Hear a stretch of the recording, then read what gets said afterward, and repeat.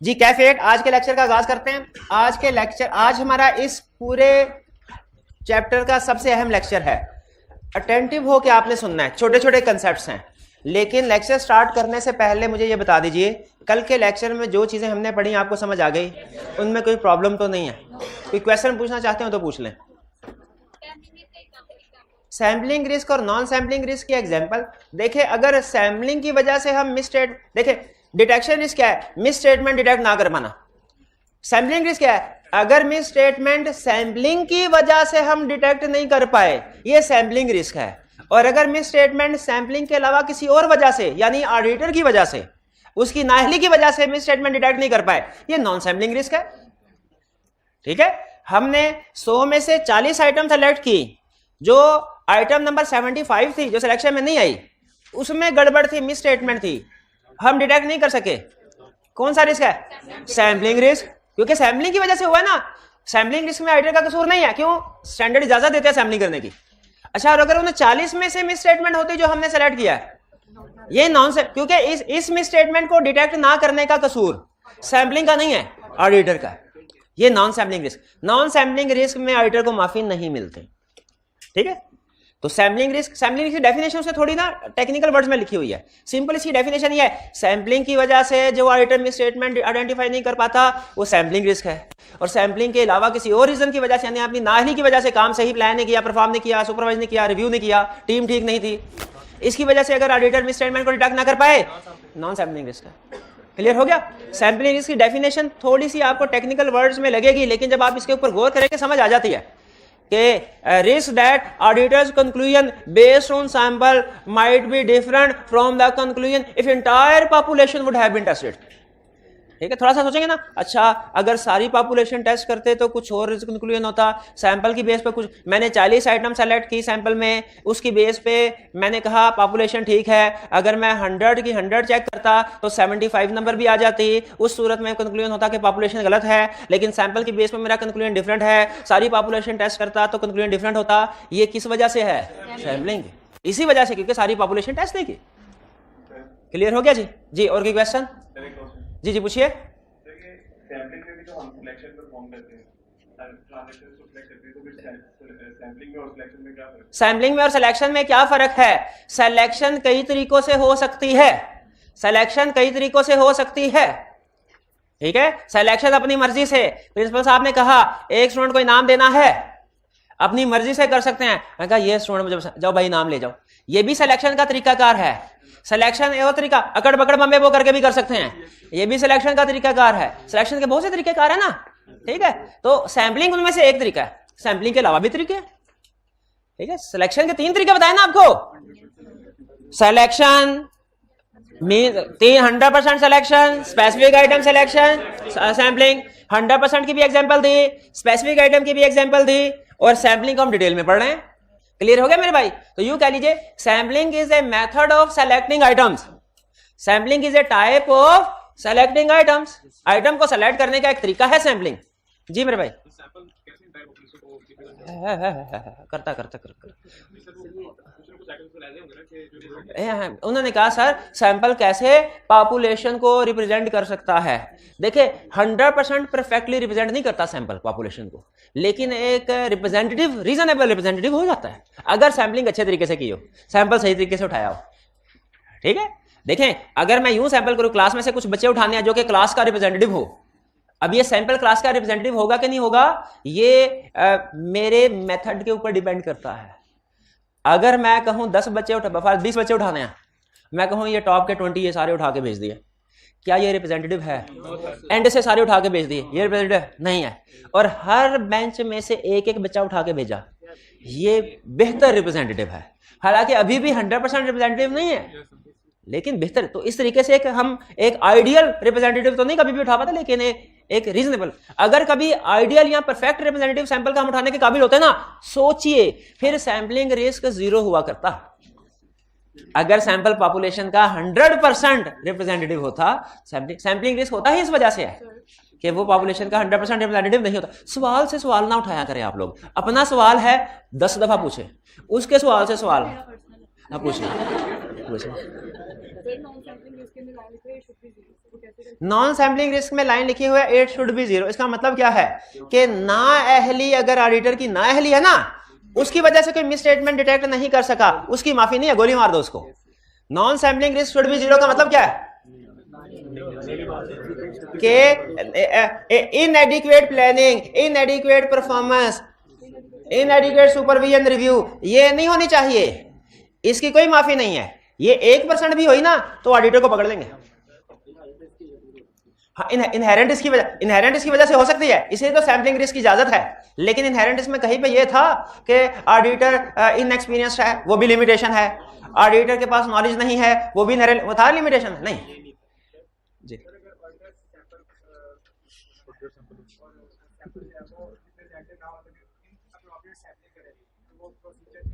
जी जी आगे चलते हैं, मैं क्वेश्चन आपका समझ गया, आप भी समझ जाए। नेक्स्ट चलते हैं सैंपल डिजाइन। वो हमारे सिलेबस की हद तक इरेलेवेंट है, इसलिए मेरे भाई अब आप बेफिक्र है, इसको इग्नोर कर दो, कोई इशू नहीं इसमें। असल में कुछ सवालों के जवाब ना मजीद बहुत से सवालों को जन्म दे देते हैं, तो ऐसे सवालों को हम बेमौत मार दिया करते हैं। आगे अच्छा, कल हमने क्या स्टडी किया था? सैंपलिंग के step by step different approaches होती हैं, डिफरेंट स्टेप्स होते हैं। 4 बड़े स्टेप्स हैं सैंपलिंग के, याद है? सैंपल को डिजाइन करना, प्रोसीजर परफॉर्म करना, प्रोजेक्शन करना, रिजल्ट इवैल्यूएट करना। 4 स्टेप्स हैं सैंपलिंग के बड़े, सैंपल को डिजाइन करना, प्रोसीजर परफॉर्म करना, प्रोजेक्शन करना, रिजल्ट इवैल्यूएट करना। हम स्टडी कर रहे हैं आज पहला सैंपल डिजाइन। आपका अगला जो पूरा चैप्टर है ना, वो इस सैंपलिंग के स्टेप्स पे डिपेंडेंट है। उसमें हम 4 फेजेस स्टडी करेंगे, डिजाइन भी, प्रोसीजर भी, प्रोजेक्शन भी, रिजल्ट इवैल्यूएट। आज का लेक्चर खास तौर पे डेडिकेटेड है सैंपल डिजाइन, सैंपल को डिजाइन कैसे करना है। और हमने स्टडी किया था सैंपल को डिजाइन करने का मतलब है कि पैरामीटर, रूल्स डिसाइड करना। इसमें क्या क्या स्टेप्स हैं? सबसे पहले हमने स्टेप नंबर 1, हमने सैंपलिंग का पर्पस डिसाइड करना है कि टेस्ट ऑफ कंट्रोल के लिए कर रहे हैं कि टेस्ट ऑफ डिटेल्स के लिए कर रहे हैं। हम कंप्लीटनेस की असर्शन को चेक कर रहे हैं कि अकरेंस की असर्शन को। क्यों? क्योंकि पर्पस के लिहाज से पॉपुलेशन डिसाइड होती है। कंप्लीटनेस की असर्शन चेक करनी है तो हमारी पॉपुलेशन मींस वो आइटम जिनमें से हमने सैंपल उठाना है, वो कुछ और होगी। कंप्लीटनेस के लिए वो जीडीएन बन जाएगी पॉपुलेशन। लेकिन अगर अकरेंस को वेरीफाई करना चाहते हैं तो वो रिकॉर्डेड सेल इनवॉइसेस बन जाएगी। तो स्टेप नंबर 1 आपने डिटरमिन करना है पर्पस एंड पॉपुलेशन। डिसाइड कर लिया। फर्ज कीजिए हमने डिसाइड किया सेल्स पे हमने टेस्ट ऑफ कंट्रोल के टेस्ट ऑफ डिटेल परफॉर्म करना है। सेल्स पे फर्ज कीजिए टेस्ट ऑफ डिटेल्स, और मकसद है हमारा अकरेंस को चेक करना कि जो सेल्स रिकॉर्ड हुई है एक्चुअली अकर हुई है कि नहीं। अकरेंस का यही मतलब था ना, चैप्टर 3 में अकरेंस का यही मतलब बड़ा था कि रिकॉर्डेड सेल्स एक्चुअली अकर हुई है कि नहीं देखना चाह रहे हैं, क्योंकि हमें खदशा है कि सेल्स कहीं फेक नहीं रिकॉर्ड हो गई हो। पर्पस डिसाइड कर लिया, उसकी बेस पे पॉपुलेशन डिसाइड हो। Next define what will be deviation और मिस स्टेटमेंट। डिसाइड करना है डेविएशन क्या होगी। अच्छा एक चीज ध्यान में रखिएगा, सैंपलिंग टेस्ट ऑफ कंट्रोल के लिए भी परफॉर्म होती है, सैंपलिंग टेस्ट ऑफ डिटेल्स के लिए भी परफॉर्म होती है। मेरे पास एक ऑप्शन थी, पहले टेस्ट ऑफ कंट्रोल्स के स्टेप सारे बताओ, फिर टेस्ट ऑफ डिटेल्स के सारे स्टेप बताओ। दूसरी ऑप्शन थी कि स्टेप्स एक ही रखूं, जो स्टेप टेस्ट ऑफ कंट्रोल के लिए रेलिवेंट है वो आपको बता दूं ये टेस्ट ऑफ कंट्रोल का है और ये वाला टेस्ट ऑफ डिटेल का है। क्योंकि कुछ स्टेप्स ऐसे हैं टेस्ट ऑफ कंट्रोल और टेस्ट ऑफ डिटेल दोनों की सैंपलिंग में कॉमन है, कुछ दोनों की सैंपलिंग में डिफरेंट है। ठीक है, तो मैंने क्या किया, अप्रोच को कंप्रीहेंसिव रखने के लिए कंप्लीट लिस्ट आपके सामने दे दी। इसमें जो स्टेप टेस्ट ऑफ कंट्रोल के लिए रेलिवेंट होगा वो आपको लहदा बता दूंगा, जो टेस्ट ऑफ डिटेल के लिए रेलिवेंट होगा वो लहदा बता दूंगा। एग्रीड? जैसे पहले वाला स्टेप टेस्ट ऑफ कंट्रोल के लिए भी होता है, टेस्ट ऑफ डिटेल के लिए भी होता है। दूसरे वाला step define what will be deviation और मिस स्टेटमेंट। डिफाइन करना है, अगर टेस्ट ऑफ कंट्रोल परफॉर्म कर रहे हैं तो ये स्टेप बन जाएगा define what will be deviation, और अगर टेस्ट ऑफ डिटेल्स परफॉर्म कर रहे हैं तो ये स्टेप बन जाएगा define what will be miss statement. मेरे कुछ समझ आई दूसरे स्टेप की? तो आपने डिफाइन कर दिया, लेकिन जाहिर है एक वक्त में या तो टेस्ट ऑफ कंट्रोल कर रहे होते हैं या टेस्ट ऑफ डिटेल्स। ठीक है, तो अगर टेस्ट ऑफ कंट्रोल कर रहे हैं तो पहले ये यहां तक रहेगा, मिस स्टेटमेंट निकल जाएगा, और अगर टेस्ट ऑफ डिटेल कर रहे हैं तो मिस स्टेटमेंट का लफ्ज आ जाएगा, डेविएशन निकल। एग्री करते हैं? डेविएशन में और मिस स्टेटमेंट में फर्क पता है आपको? डेविएशन में, वीकनेस में और डेफिशिएंसी में फर्क पता है? कोई शाबाश, कोई फर्क नहीं, शाबाश, सेम है। क्लियर? आगे चलते हैं। Next, make assessment of tolerable rate of deviation और टॉलरेबल मिसस्टेटमेंट। मेक तीसरा स्टेप क्या है सैम्पलिंग में? असेस करें। क्या असेस करें? Tolerable rate of deviation. यहां क्या असेस करें? Tolerable misstatement. ये दोनों डिफरेंट टर्म्स हैं। टॉलरेबल रेट ऑफ डेविएशन और चीज है और टॉलरेबल मिसस्टेटमेंट और चीज है। अब बताइए सोच के, अगर टेस्ट ऑफ कंट्रोल परफॉर्म कर रहे हैं तो ये लाइन क्या हो जाएगी? असेस करो टॉलरेबल रेट ऑफ डेविएशन, और अगर टेस्ट ऑफ डिटेल परफॉर्म कर रहे हैं टॉलरेबल मिसस्टेटमेंट। चलिए टॉलरेबल रेट ऑफ में और टॉलरेबल मिसस्टेटमेंट में फर्क है, ये पता चल गया आपको। एक टेस्ट ऑफ कंट्रोल के लिए रेट ऑफ डेविएशन और मिसस्टेटमेंट। अच्छा, आपको याद है मैंने आपको बताया था कि सैम्पलिंग एक स्पेशलाइज्ड टेक्निक है और इसमें हो सकता है कि नॉर्मल ऑडिट में कंसेप्ट किसी और तरीके से अप्लाई होता हो, सैम्पलिंग में किसी और तरीके से।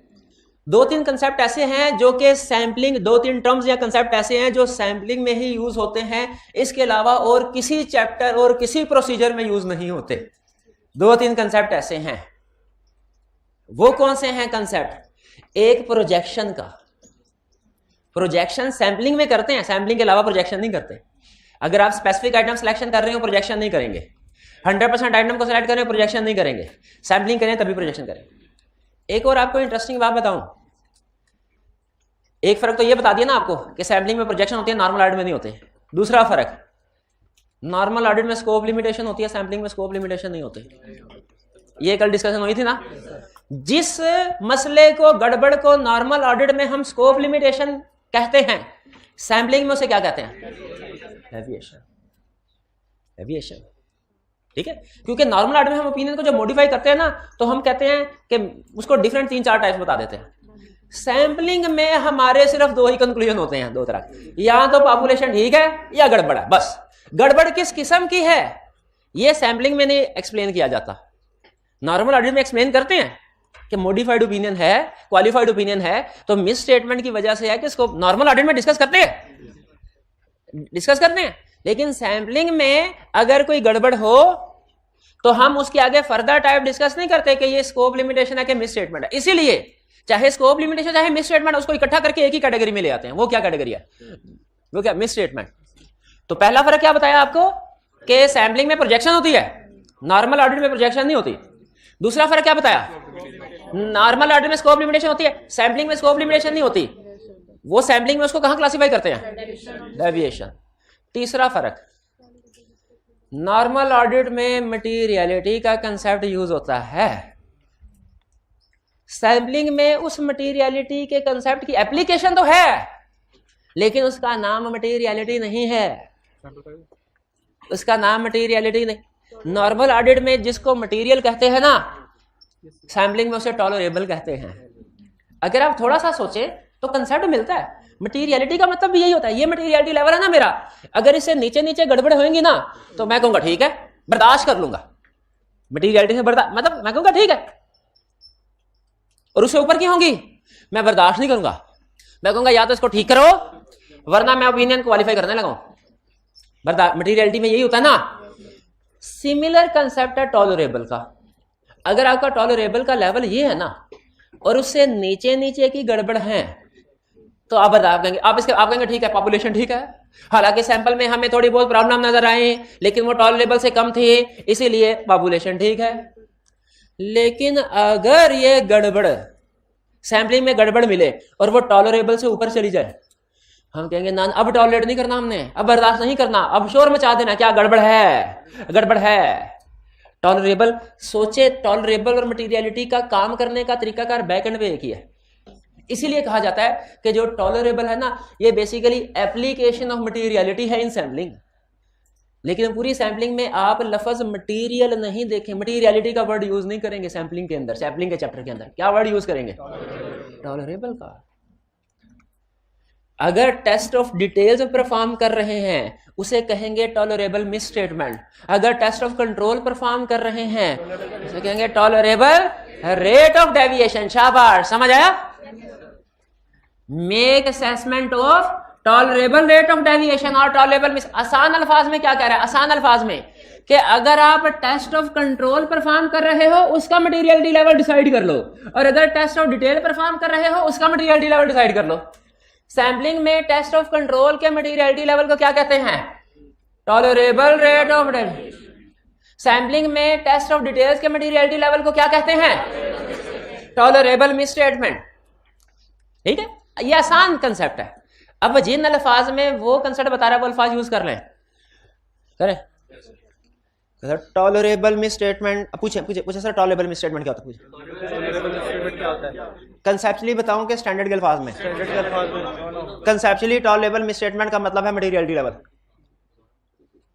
और ये बस टर्म इसलिए डिफरेंट है कि ये उसकी एप्लीकेशन उसी की है, सिर्फ सैम्पलिंग में यूज हो रहा है, इसलिए सैम्पलिंग की अपनी टर्म दी हुई है। स्टैंडर्ड में कहते हैं tolerable amount is the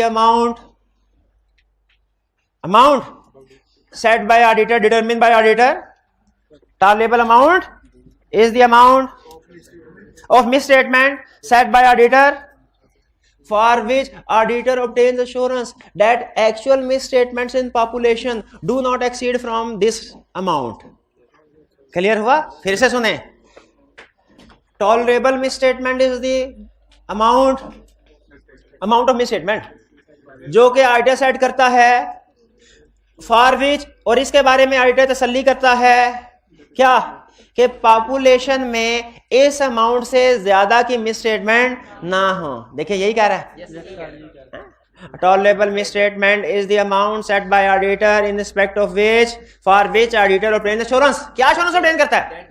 that the actual misstatement in population does not exceed from this amount. यानी ऑडिटर ये अमाउंट सेट करेगा और फिर अपनी तसल्ली करेगा कि पॉपुलेशन में इस अमाउंट से ज्यादा की मिसस्टेटमेंट ना हो, इससे कम की हो। अब अगली बात सुना जो उसने नहीं लिखी।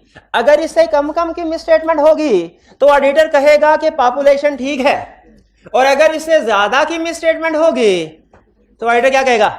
पॉपुलेशन में गड़बड़ है। भी समझ आए? टॉलरेबल मिसस्टेटमेंट ये अमाउंट है जो ऑडिटर सेट करता है, जैसे 5% ऑफ मटेरियलिटी सेट किया, वो भी ऑडिटर ही करता है ना।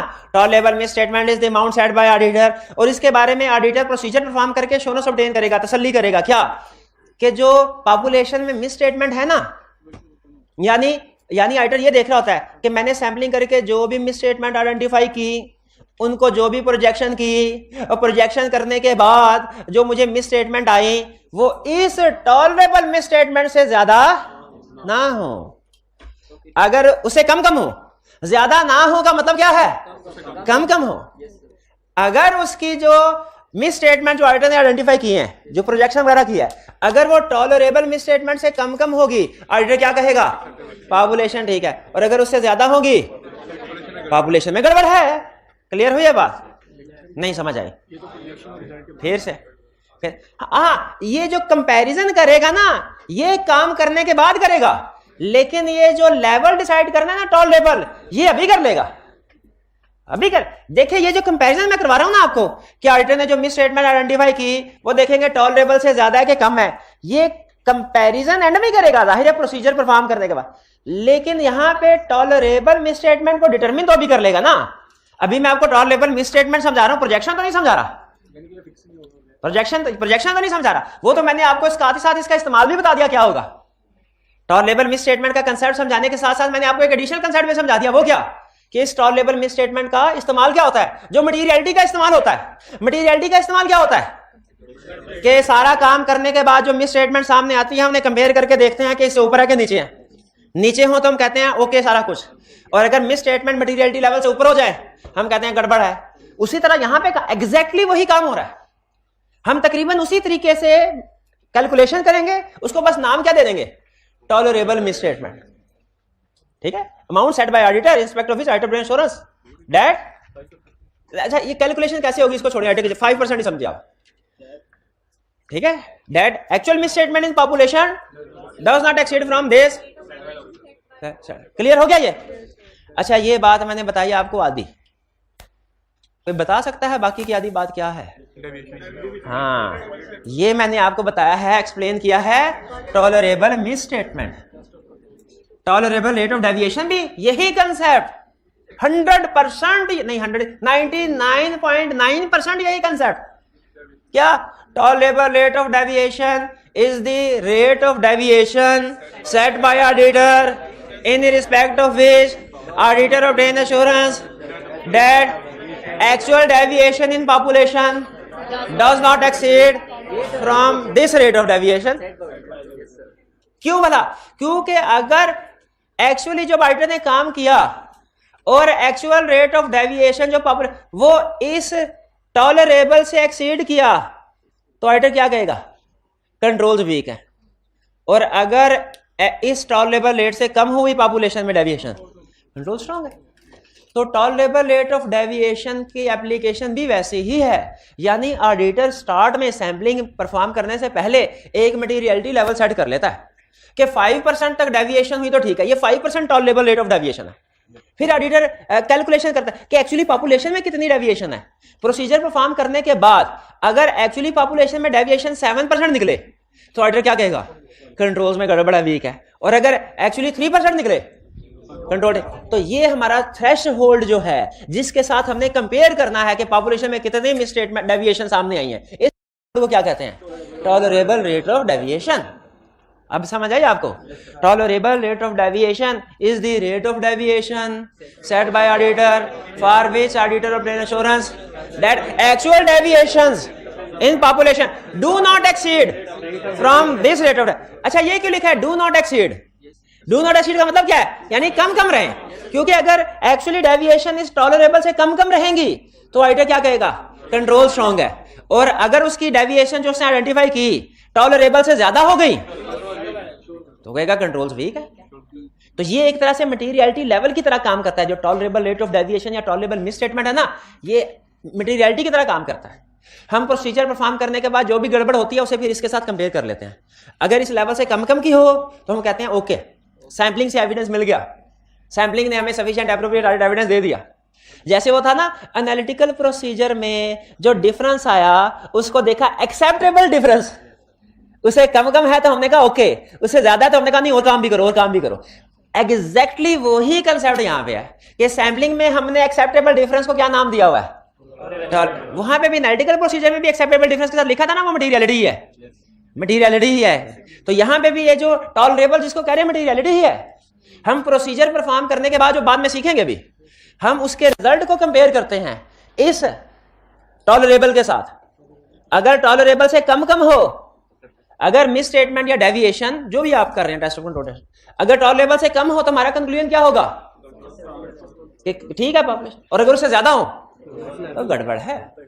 क्लियर? एक दफा जरा टॉलरेबल रेट ऑफ डेविएशन और टॉलरेबल मिस स्टेटमेंट की डेफिनेशन पढ़ लें। और एक चीज ध्यान में रखें, अल्फाज मिलते जुलते हैं, लेकिन अगर उसने टॉलरेबल रेट ऑफ डेविएशन पूछा, आपने टॉलरेबल मिस स्टेटमेंट को छाप दिया, 0 नंबर देगा। अगर टॉलरेबल मिस स्टेटमेंट पूछा, टॉलरेबल रेट ऑफ डेविएशन को छाप दिया, 0 नंबर देगा। और अगली बात सुने, अगर उसने कहा मटेरियलिटी को डिफाइन करें और आपने कहा सर ने तो कहा था कि दोनों एक ही हैं और टॉलरेबल की डेफिनेशन छाप दी, 0 नंबर देगा।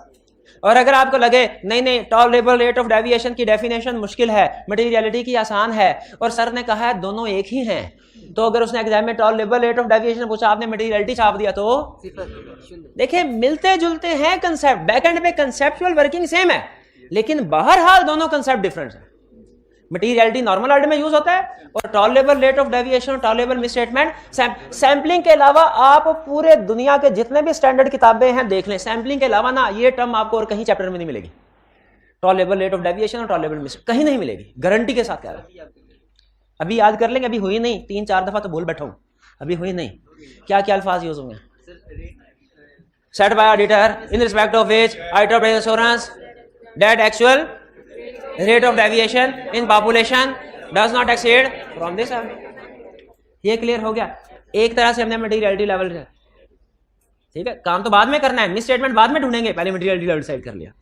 अच्छा, आप में से कोई स्टूडेंट बता सकता है कि मैंने पहले डेविएशन लिखा फिर मिस स्टेटमेंट लिखा, फिर नीचे पहले टॉलरेबल रेट ऑफ डेविएशन लिखा फिर टॉलरेबल मिस स्टेटमेंट लिखा?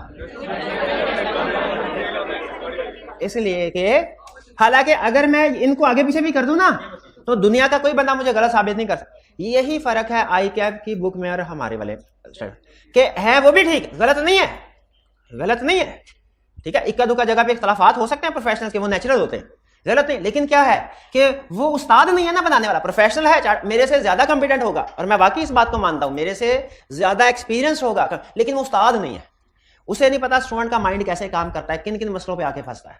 ठीक है, तो हमने इसीलिए तरतीब के वही कंसेप्ट है, थोड़ा सा आपको बाहर लिखने पर, लेकिन इससे कंसेप्ट बड़े बिल्ड होते हैं, आपको पता भी नहीं चलता आपके कंसेप्ट बिल्ड हो रहे हो।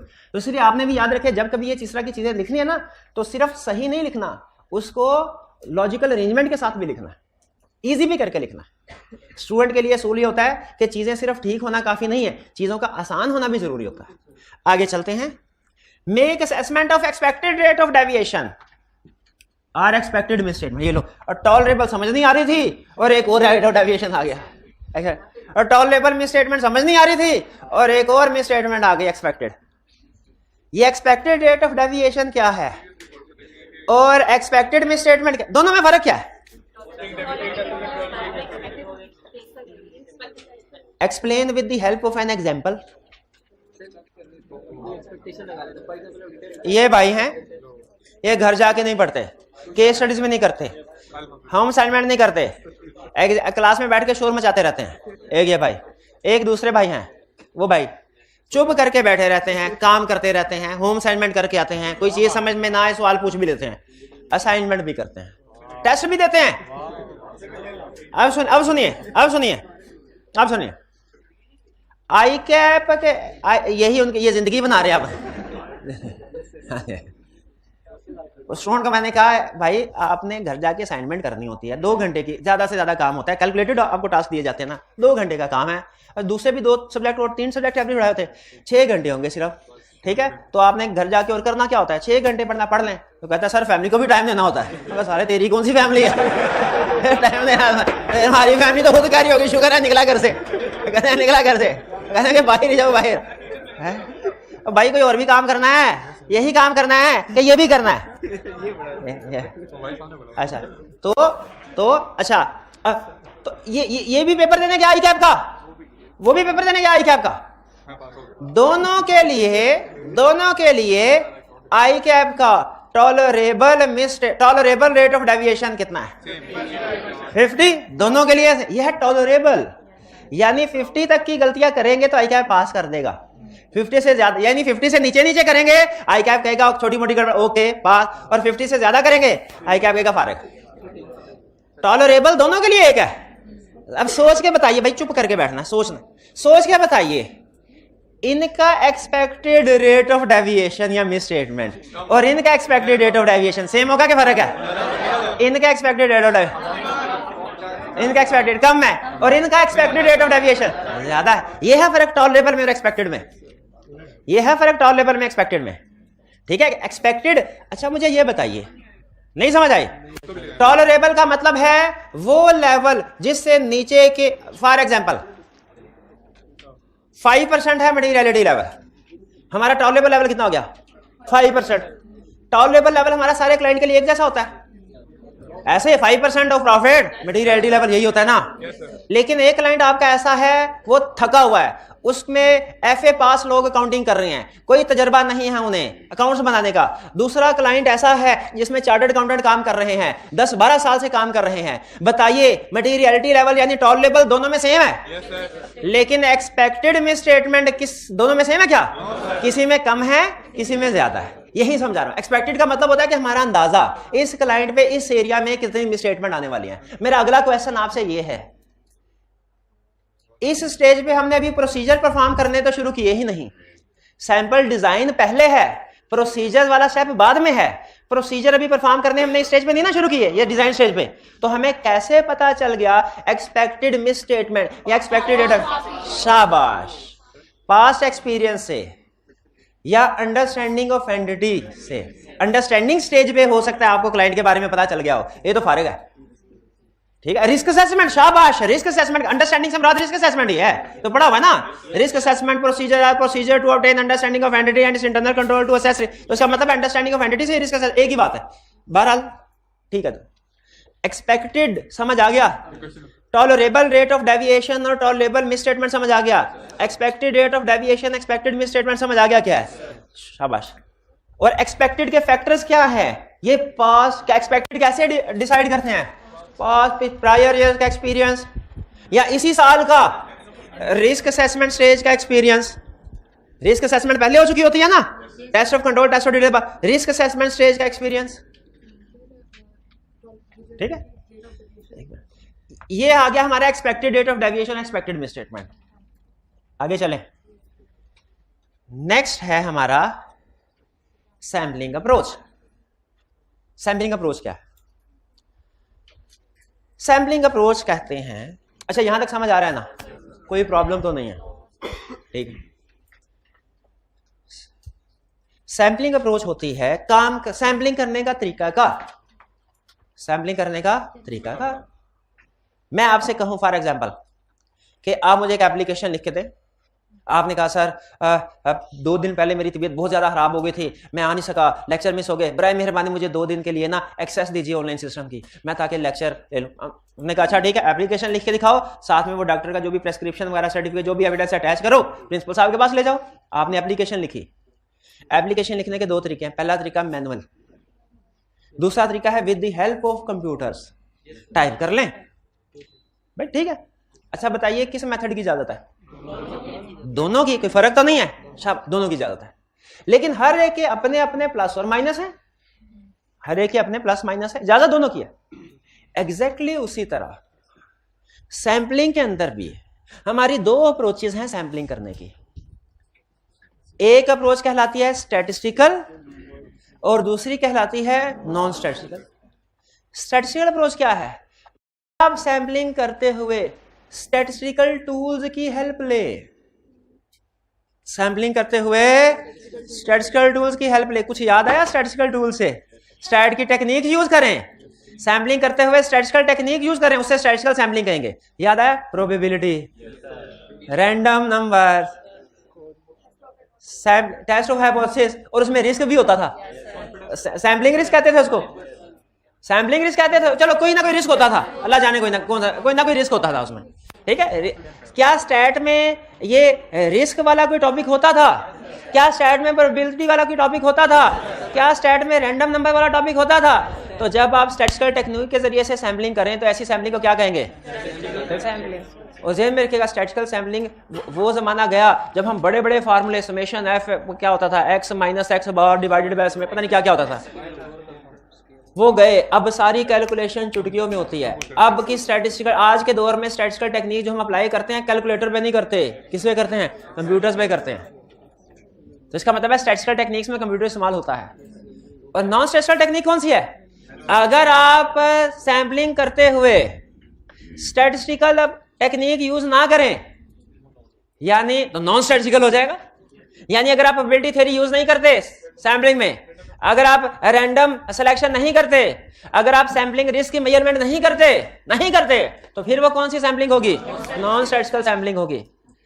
तो सैंपलिंग की 2 अप्रोचेस हैं बड़ी, स्टैटिस्टिकल सैंपलिंग, नॉन। अगर आप आइटम को सेलेक्ट करते हुए रैंडम नंबर यूज करें, रिजल्ट को वैल्यूएट करते हुए प्रोबेबिलिटी थ्योरी यूज करें और सैंपलिंग रिस्क को मेजर करें, तो ये कौन सी अप्रोच है सर? स्टैटिस्टिकल। क्यों स्टैटिस्टिकल? इसमें स्टैटिस्टिकल टेक्निक्स यूज हो रही है। और अगर आप ये टेक्निक्स यूज ना करें तो इसे क्या कहेंगे? Non statistical approach. इसमें स्टैटिस्टिकल टेक्निक इस्तेमाल नहीं होती। भाई कुछ समझ आया? गैस कीजिए किसकी इजाजत दी हुई है स्टैंडर्ड ने, किसकी इजाजत नहीं दी? दोनों की इजाजत दी। कहते आपकी अपनी मर्जी है, ठीक है। अब मैं प्रैक्टिकली आपको बताता हूं क्या होता है। थोड़ी सी अब इसके ऊपर ना स्टैटिस्टिकल और नॉन स्टैटिस्टिकल के ऊपर डिबेट हो जाए। वैसे इस कंसेप्ट तो समझ आ गया ना, सैंपलिंग में अगर आप स्टैटिस्टिकल टेक्निक इस्तेमाल करते हैं तो वो स्टैटिस्टिकल सैंपलिंग कहलाती है। प्रैक्टिस में लोग कहते हैं अगर स्टैटिस्टिकल के अपने फायदे हैं अपने नुकसान है, नॉन स्टैटिस्टिकल के अपने फायदे अपने नुकसान है। स्टैटिस्टिकल का फायदा क्या है? स्टैटिस्टिकल का फायदा ये है कि हमें कंप्यूटर सॉफ्टवेयर अवेलेबल होते हैं उसको परफॉर्म करने के लिए, काम आसान हो जाता है, ह्यूमन जजमेंट निकल जाती है, हम बायस्ड डिसीजन नहीं करते क्योंकि डिसीजन मेकिंग में जाहिर है कंप्यूटर इन्वॉल्व है, ठीक है। काम जल्दी हो जाता है। जब लार्ज पॉपुलेशन हो ना, ये तो हमने 100% स्टैटिस्टिक्स में पढ़ा था, तो कंप्यूटर्स की मदद से काम जल्दी हो जाता है। ये इसके कुछ फायदे हैं। लेकिन कहते हैं स्टैटिस्टिकल सैंपलिंग के कुछ नुकसान भी हैं। क्या नुकसान है? सबसे बड़ा, आपको हैवी कॉस्ट इनकर करना पड़ती है। अपनी टीम को लैपटॉप लेके देने पड़ेंगे, कैलकुलेटर पे तो नहीं करेंगे ये सारे काम, लैपटॉप उनकी ट्रेनिंग करनी पड़ेगी, हार्डवेयर खरीदना है, सॉफ्टवेयर खरीदना है, ट्रेनिंग, इन सब पे कॉस्ट पड़ते हैं। और आपको एक और मजे की बात बताऊं, प्रैक्टिस में गैस कीजिए स्टैटिस्टिकल सैम्पलिंग ज्यादा यूज होती है कि नॉन स्टैटिस्टिकल? Non statistical. वो कहते हैं ऑडिटर प्रैक्टिस में कहते हैं जो हमारा तजर्बा है ना, तजर्बा, उसको दुनिया का कोई सॉफ्टवेयर कोई कंप्यूटर रिप्लेस नहीं कर सकता। जो ऑडिटर की जजमेंट है, जो ऑडिटर का एक्सपीरियंस है, वो कहता है जिस तरह, अब मुझे ये बताएं क्या दुनिया का कोई हकीम अभी नहीं सुने, दुनिया का कोई कंप्यूटर याद कर लिया आपने, सारी हिकमत डाल दी उसके अंदर, क्या वो नब्ज देख के कंप्यूटर है, नब्ज देख के मर्ज बता सकता है? नहीं, लेकिन कुछ हकीम है जो बता देते हैं। ठीक है, वो क्या है? Judgement, experience. नहीं, आप जिसके पास गए वो फ्रॉडिया होगा। चले हकीम लुकमान की मिसाल ले लेते हैं, उनके बारे में मशहूर है, उनकी मिसाल है, वो तो ठीक है ना।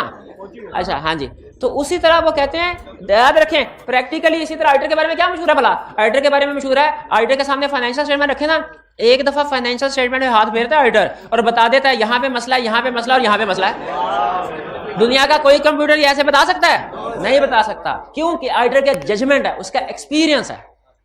ठीक है, ये इसलिए वो कहते हैं कि जब आप कंप्यूटर को ज्यादा इस्तेमाल करेंगे ना ऑडिट में, तो ऑडिटर प्रैक्टिस में कहते हैं फिर आहिस्ता आहिस्ता हमारी जरूरत खत्म होती जाएगी। ना हम कंप्यूटर को कभी इस लेवल पे आने नहीं देंगे कि वो हमें रिप्लेस कर सके। हमारी जजमेंट जो है उसको कंप्यूटर कभी रिप्लेस नहीं कर सकता। इसीलिए प्रैक्टिस में जो मैंने खुद एक्सपीरियंस किया, जो रिसर्च बताती है, नॉन स्टैटिस्टिकल अप्रोच को ज्यादा प्रेफर किया जाता है। ठीक है, लेकिन बहरहाल आपकी अपनी मर्जी है, चाहे स्टैटिस्टिकल को अडॉप्ट करें चाहे मना कोई नहीं है, लेकिन स्टैटिस्टिकल के अपने फायदे नुकसान है। असल में जो स्टैटिस्टिकल के फायदे हैं वो नॉन स्टैटिस्टिकल के नुकसान है, जो स्टैटिस्टिकल के नुकसान है इसलिए हम सिर्फ एक ही पढ़ते हैं। क्या? स्टैटिस्टिकल सैम्पलिंग अप्रोचेस की दो टाइप्स हैं, स्टैटिस्टिकल और नॉन स्टैटिस्टिकल। स्टैटिस्टिकल अप्रोच कौन सी है? जिसमें स्टैटिस्टिकल टेक्निक्स यूज की जाती हैं। कौन कौन सी? तीन बताइए। Probability theory, random selection, probability theory, sampling risk की मेजरमेंट।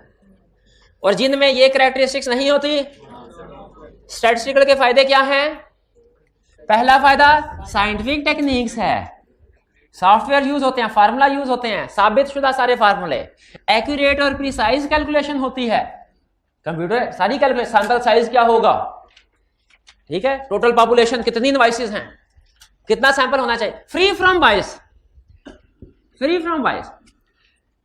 ठीक है, फ्री फ्रॉम बायस, क्योंकि बायस नहीं हो सकता ना, हम बायस हो सकते हैं। क्या यार सैंपल साइज है, आज 6 बजे C-FAB 1 की क्लास भी है, आज सर ने बहुत अहम टॉपिक कवर करवाना है, सीनियर ने काम भी दे दिया, ऐसा करता हूँ सैंपल साइज जो है ना वो 100 में से 20 का होना चाहिए, मैं 6 का रख लेता हूँ ताकि जल्दी छुट्टी हो जाए, क्लास।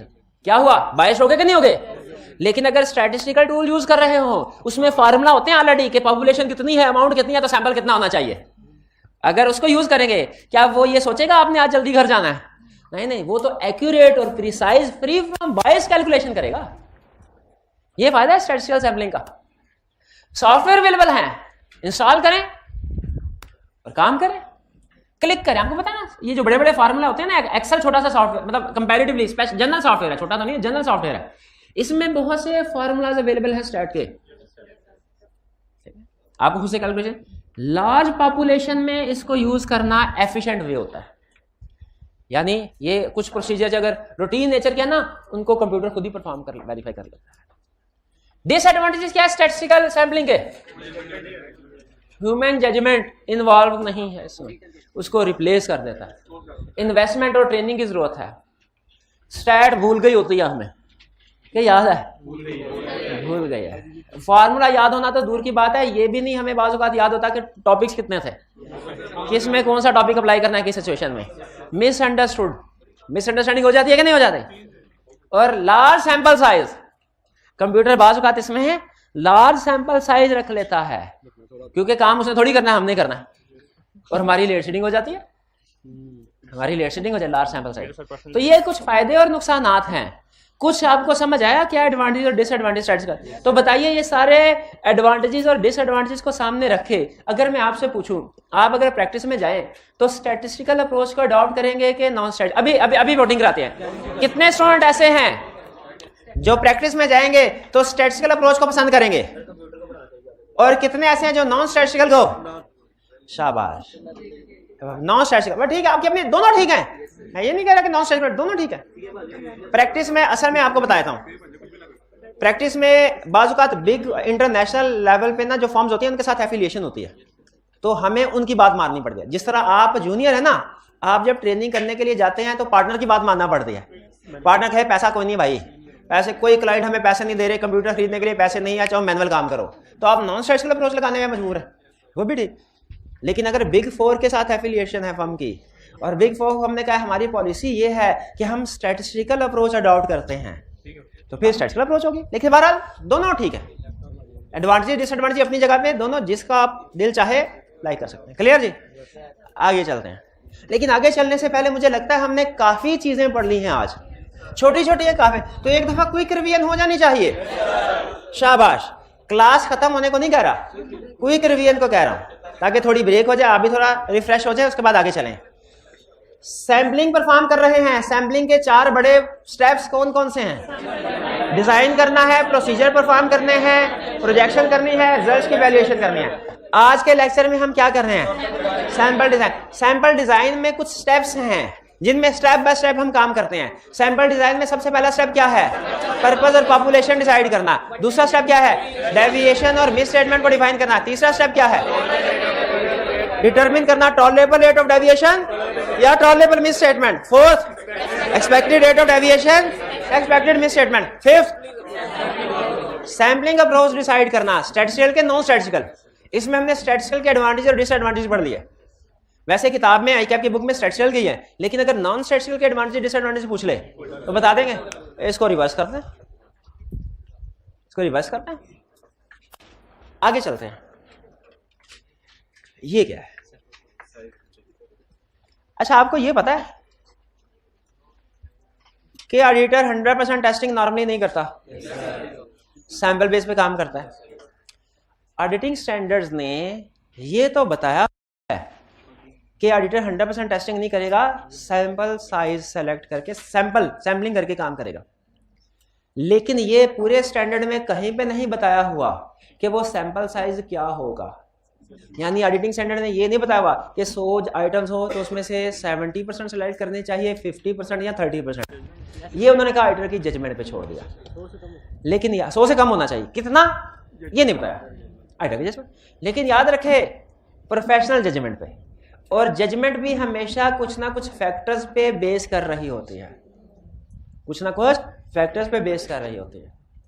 अब जैसे अगर मैंने देखना है क्लास में किसने असाइनमेंट किया है, मैं एक नजर आते सारे स्टूडेंट्स को देखता हूँ, फिर अपनी जजमेंट की बेस पे मैं कहता हूँ भाई असाइनमेंट चेक कराओ, ये कहते सर असाइनमेंट नहीं किया ये जजमेंट। लेकिन याद रखें मेरी ये जजमेंट भी हवाई जजमेंट नहीं है, ये कुछ ना कुछ फैक्टर्स पे डिपेंड कर रही है। जैसे पास्ट एक्सपीरियंस से मुझे पता है कि जिसने असाइनमेंट, जब हम ऐसे देख रहे होते हैं ना स्टूडेंट को, तो जिस स्टूडेंट ने असाइनमेंट नहीं की होती ना, नजरें नीचे कर लेता है।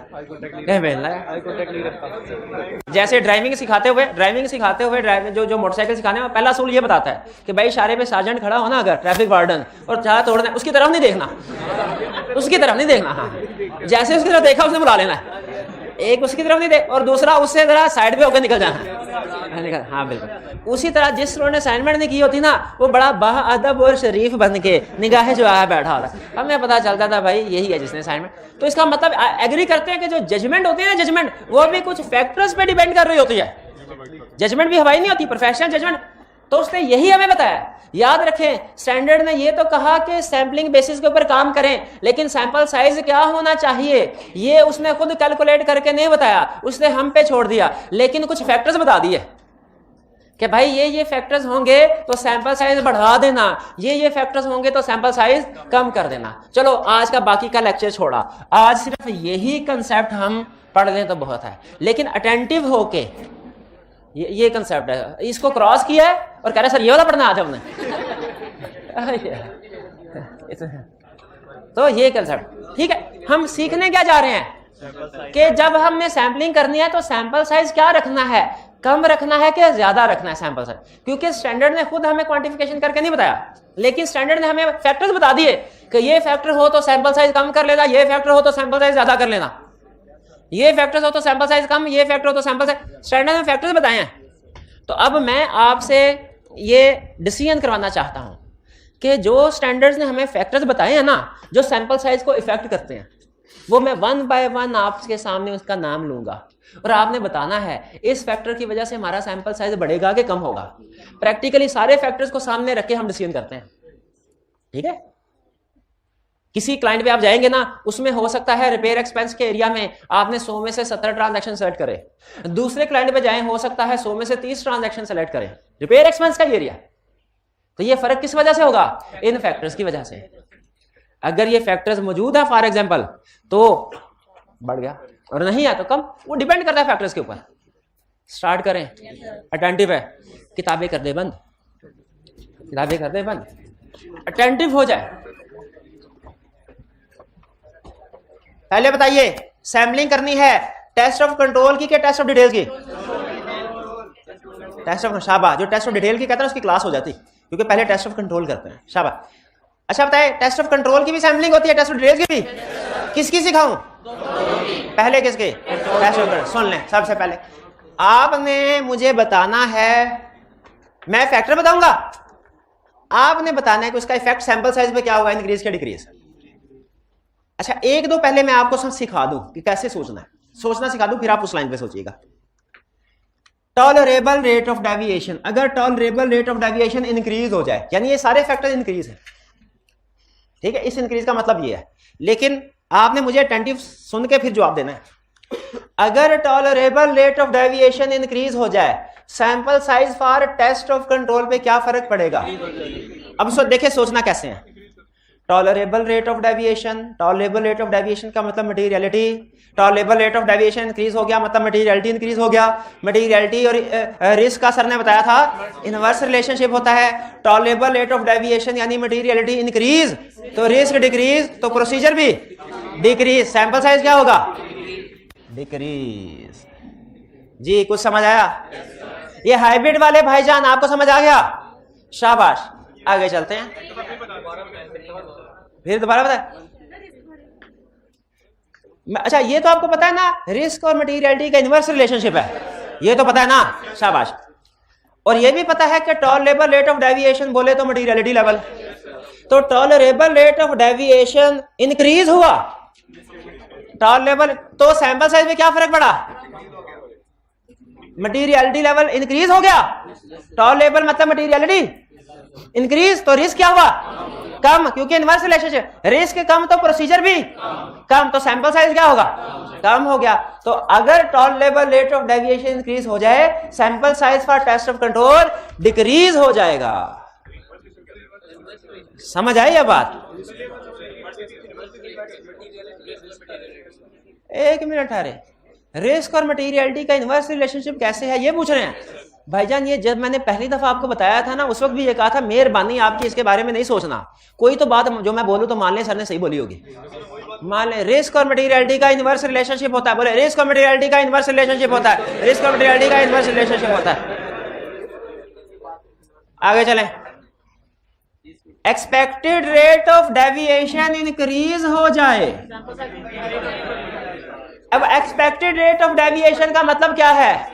अगर हमारी एक्सपेक्टेशन है तबाही फिरी हुई है क्लाइंट में, डेविएशन बहुत ज्यादा है, increase in expected rate of deviation का मतलब यही है ना, डेविएशन मसले मसाइल बहुत ज्यादा है, यानी रिस्क ज्यादा है, तो हमारा सैंपल साइज का ज्यादा हो जाएगा।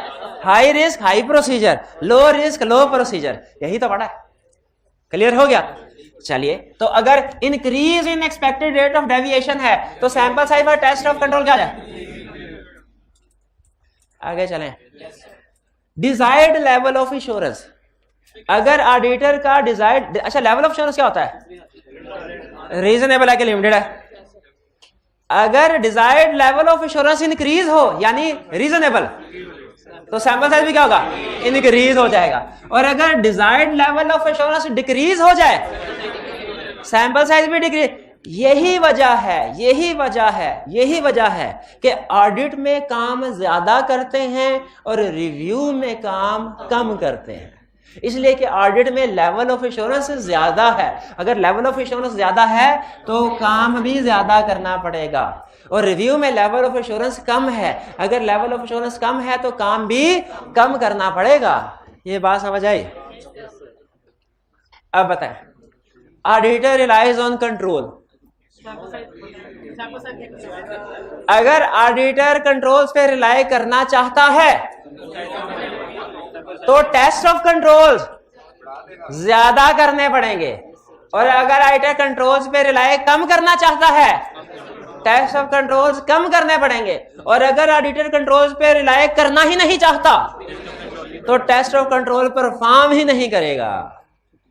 कुछ समझ आए? पॉपुलेशन साइज या नंबर ऑफ ट्रांजैक्शंस का नेग्लिजिबल इफेक्ट होता है। नेग्लिजिबल का मतलब ना होने के बराबर। नेग्लिजिबल क्यों है?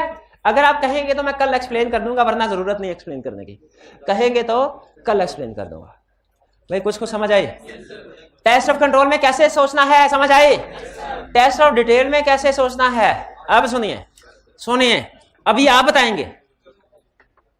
टॉलरेबल मिसस्टेटमेंट, अगर टॉलरेबल मिसस्टेटमेंट लेवल इंक्रीज हो जाए, मैं सोचने दे, टॉलरेबल मिसस्टेटमेंट इंक्रीज, टॉलरेबल बोले तो मटेरियलिटी लेवल इंक्रीज, तो risk decrease, tolerable misstatement increase, risk decrease, sample size क्या होगा?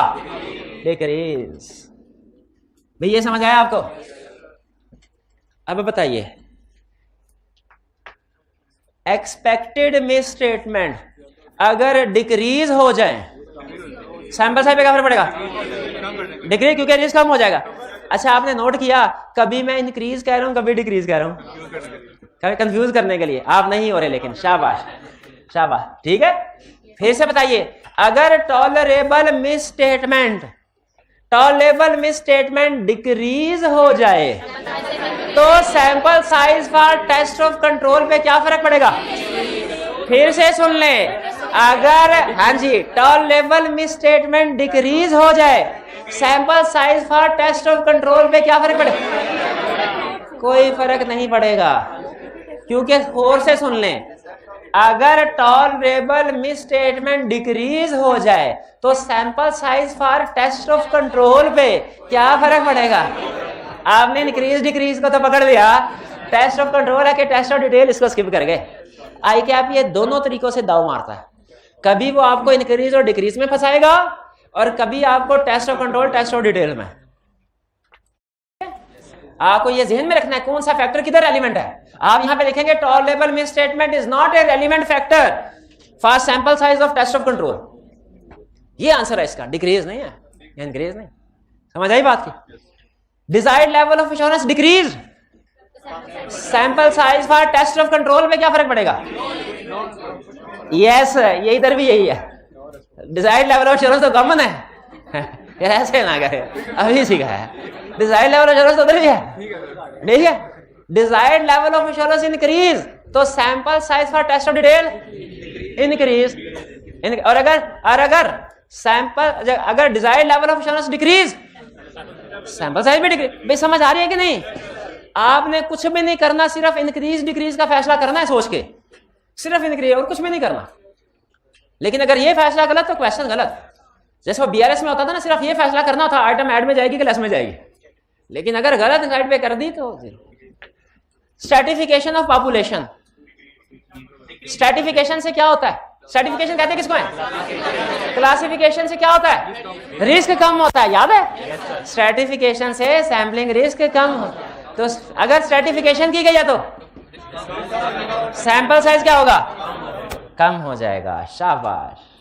तो फिर बताइए, अगर स्ट्रैटिफिकेशन ऑफ पॉपुलेशन की गई है तो sample size for test of control पे क्या फर्क पड़ेगा? नहीं, sample size for test of control कहा है, उसके लिए इररेलेवेंट है। उसके क्यों इररेलेवेंट है? उस लिस्ट में है ही नहीं है, स्टैंडर्ड ने नहीं दिया। हमें सोचने की जरूरत है क्यों नहीं है? हमें सोचने की क्यों नहीं है? नहीं है, स्टैंडर्ड में कुछ सोच समझ के तो बैठे होंगे, दिमाग कुछ आई होगी तो लिस्ट बना दी, तो ठीक है। अदर सब्सटेंटिव प्रोसीजर, अगर आप टेस्ट ऑफ डिटेल्स के बजाय एनालिटिकल प्रोसीजर से भी एविडेंस लेना है, कुछ प्रोसीजर एनालिटिकल से और कुछ टेस्ट ऑफ डिटेल से, तो सैंपल साइज क्या होगा? क्योंकि आधा एविडेंस आप अदर प्रोसीजर से ले रहे हैं, तो इससे आधा लेना है, ये भी decrease. Expected miss statement increase हो जाए तो क्या कहा था, सैंपल साइज इंक्रीज हो जाएगा, डिजायर्ड लेवल ऑफ एश्योरेंस तो ये भी इंक्रीज।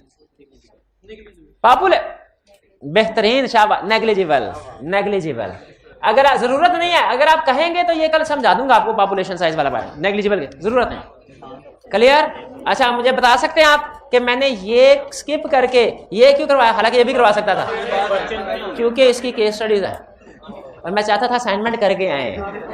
हाँ जी, अब आपने होम असाइनमेंट सारी करके आनी है, सिर्फ जो सैंपल सिलेक्शन मेथड का थ्योरेटिकल क्वेश्चन होगा ना ये नहीं करना, बाकी सारी असाइनमेंट करके आनी है। क्लियर हो गया? असाइनमेंट किधर लिखी है? लर्निंग ऑब्जेक्टिव 3 के एंड। ठीक है, ये इस कंसेप्ट, इस लर्निंग ऑब्जेक्टिव के एंड पे जितने भी क्वेश्चन है सारे करने हैं। ठीक है जी, आज का लेक्चर यहाँ पे आवाज यहाँ कल आएगी, आवाज भी तस्वीर भी। आज का लेक्चर यहाँ खत्म करते हैं हम। अल्लाह हाफिज।